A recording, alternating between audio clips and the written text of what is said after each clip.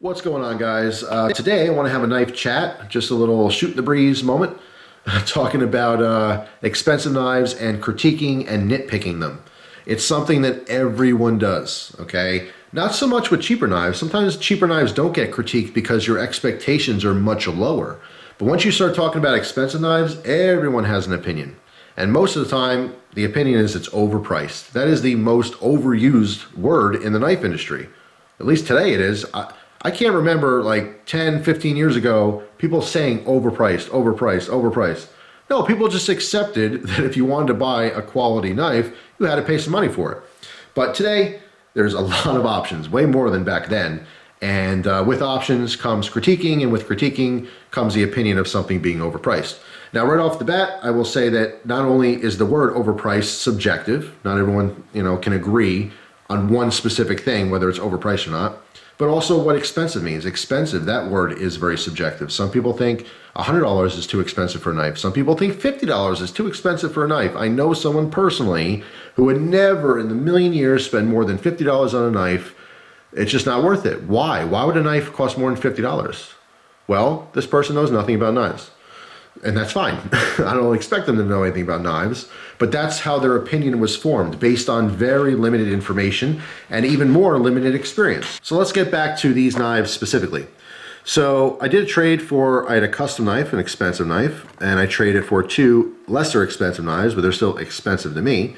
The one on the left here is the Benchmade Osborne. This is a 940-1. We're all pretty familiar with the 940 pattern. This one just has the S90V blade and the carbon fiber scales. This particular knife I've owned before. I thought I did a review on it, but apparently I didn't. So I will use this and do a review. Even though like I said, we all kind of know how it is. This one's a little bit lighter, so I might have different opinions because of the lighter weight. But more specifically, I want to focus on that S90V blade, because I don't think I've talked in depth in the past. I haven't had that many knives with S90V in it, so I want to focus on that a little bit more when it comes time for that review. But this knife here is brand new to me. I've never had this one before. This is the 781 Anthem. This is one of Benchmade's more expensive knives. This one regularly sells for about $430. All right, now that is extremely expensive to me. I think anything over 400 is extremely expensive. Anything over 100 is just expensive. That's just my opinions. Obviously, everyone has different opinions.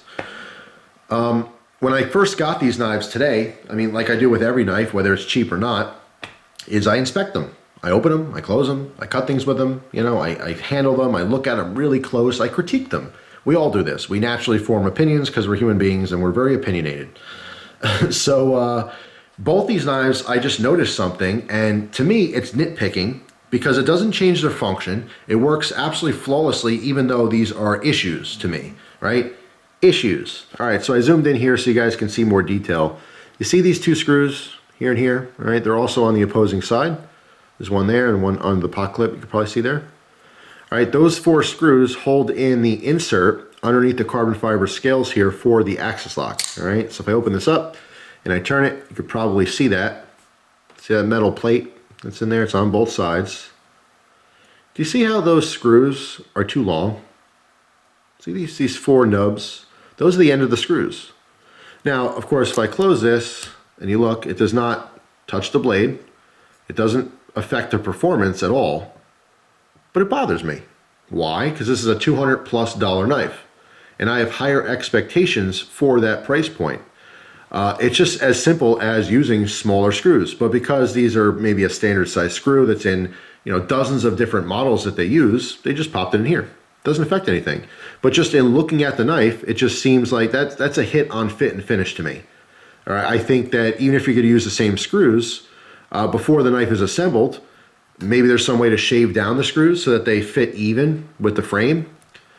It's just one of those things. It's just a random little thing that bothers me. Now, some people would not care at all.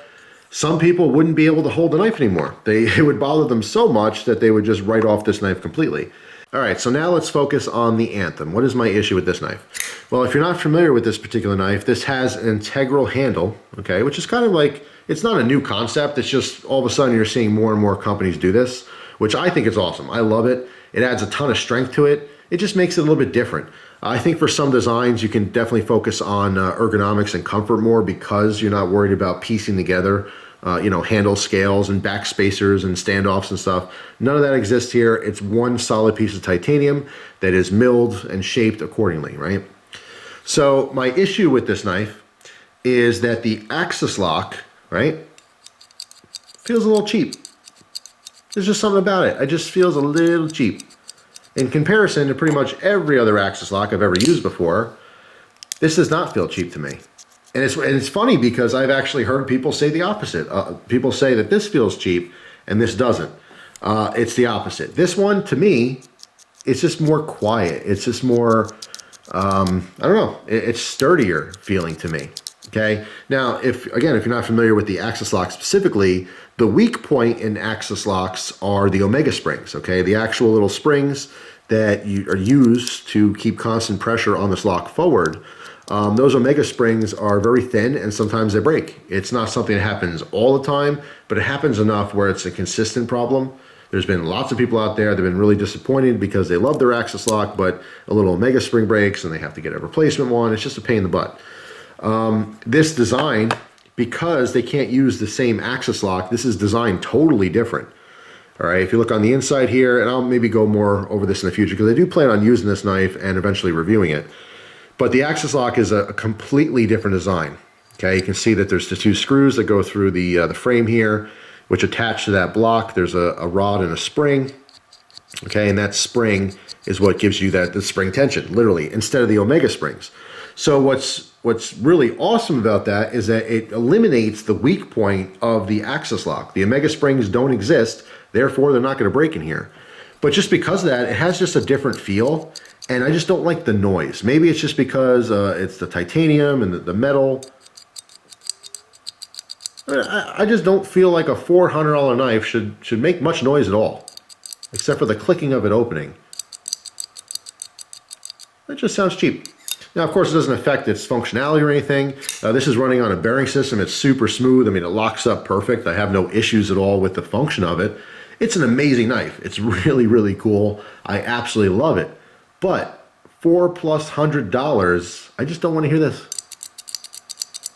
I mean, is that too much to ask for? Well, for some people, they would say, yes, that's too much to ask for. That would be nitpicking. And that's the point of the video, is nitpicking is okay. Because when you're spending a lot of money on a knife, you're allowed to criticize it. So that is me nitpicking two amazing knives. They function perfectly. Their performance is through the roof, just awesome, awesome knives. But these are things that I'm critiquing it, things that I personally don't like, things that I think should be fixed. I think that for $400+, there should be something done here so it's a quieter action. It's smooth, don't get me wrong, it's nice and smooth. It's actually smoother than the regular axis lock. I just don't like the sound. I don't like the sound at all. With this particular knife, like I said, doesn't affect the function whatsoever, but it just bothers me that they didn't go through that extra step of making sure the screws are the proper length so you don't see them through the frame. Doesn't affect anything other than bothering me. So that's nitpicking. That's me critiquing these knives. But I put these off to the side because I want to give you a visual aid here as to why. Because I think it's totally fine to nitpick and critique expensive knives, and here's why. So I want to give a visual aid for expectations. So bear with me here. This line in the table is 0 expectations. That means you don't care about anything that has to do with this knife. Now, where we're going to start is free, because when people get knives for free, they don't really have much complaining to do, right? It was free. So that's where we're going to start. $0, 0 expectations. Now, let's say you went out and you want to buy a knife. You bought a knife, brought it home, cost you 20 bucks. Your expectations jumped a little bit, right? Now that you spent your money, even though it was only $20, it was your money, you have some expectations. They're not incredible. You know, you don't care that it's not going to stay sharp forever. You don't care that it's not the most comfortable knife in the world, but you do expect it to function. You expect that lock to work, right? Those are your expectations. All right, you like the knife, you put it away. You want to get a better knife. You go out and you spend $100 on a knife. Your expectations jump again. Right? Your $20 knife, you just want it to function. You want it to open and lock up, right? But now you spend $100. For $100, you expect that blade to stay sharper than the $20 knife, right? You expect it to be a little bit more comfortable. You expect some better materials. All right, cool. You put it in the drawer, it's part of your collection. Now you want to get a really nice knife, right? You spend $500 on one knife. your expectations are off the chart, okay? Your free knife you didn't care about, your $20 knife you wanted to work, your $100 knife you wanted to actually perform, now you spend $500. Your $500 knife better be perfect, right? Your expectations are through the roof. So not only does it function, stay sharp, and is super comfortable, but now you start nitpicking. Now it's like this, right? And this is not even a $500 knife. You see screws that are too long. That bothers you, you know? That's nitpicking, but that's okay because your expectations are this high.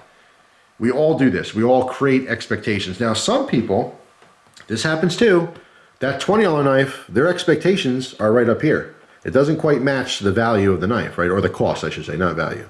Right? If it costs $20, some people expect it to stay sharp forever, be super comfortable, have premium materials, fit and finish is perfect. You know, that's unreasonable expectations. Some people do that. Not everyone, but some people do that. I guess my point here is that when you spend a lot of money on any product, doesn't matter if it's a knife, a TV, a car, whatever, you have expectations. And the more money it costs, your expectations should be a little bit higher. Don't be ashamed or bashful that you're complaining about things. Generally speaking, in the world, the more money you spend on something, the better the product is. The $50,000 car is going to be nicer than the $20,000 car. The $100,000 car is going to be better than the $50,000 car, right? It's not always the case. Sometimes, you know, what something costs has to do with branding and popularity and stuff, but generally speaking, right, like 90+% of the time in the world, if something's more expensive, it's better. The expensive stuff is much better than the cheap stuff. So I'm probably rambling a little bit in this video, but I guess the point that I'm making is that it's okay to have higher expectations and higher standards for knives. Today's day and age, in 2019, there are more knives available than ever. It's amazing how many options are really out there, and the more variety you get, the more competition there is. All right, you don't have to settle for anything. You know, you spend your hard-earned money on a knife.